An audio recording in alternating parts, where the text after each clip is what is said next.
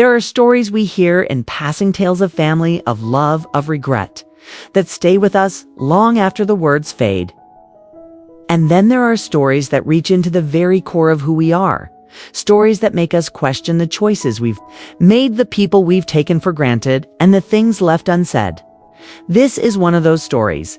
It begins with a man named Daniel, a son who believed he knew everything about his father.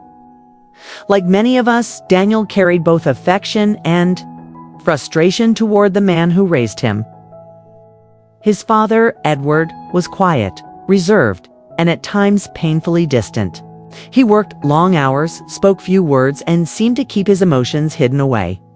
Daniel often wished for more laughter, more warmth, more open love. But life, as it often does, moved forward without granting him those answers. It wasn't until Edward's death that Daniel stumbled upon something that would change everything he thought he knew about his father. A small, weathered wooden box tucked away at the back of a closet. It was old, fragile, and locked. Inside, Daniel believed, lay secrets, perhaps painful ones, perhaps healing ones. Secrets that could finally explain the silence of his father's heart. What Daniel discovered inside that box was more than just a glimpse into the past. It was a journey into sacrifice, forgiveness, and love, unspoken but deeply felt. It was a story of a man who gave everything but never found the words to say it aloud.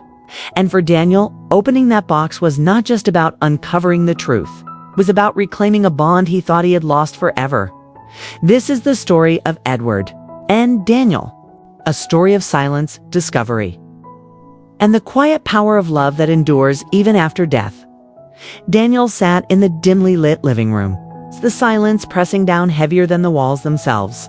The funeral had ended just hours earlier, yet the scent of flowers still clung to his jacket, mixed with the faint trace of incense and candle wax.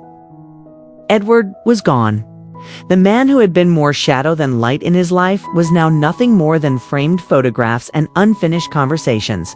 As relatives drifted away and neighbors gave their final condolences, Daniel found himself alone in his father's house. It felt strange and familiar, even though he had spent his childhood within these walls. Everything carried Edward's quiet discipline. Books neatly aligned on shelves, tools carefully hung in the garage, the old clock ticking steadily on the mantelpiece.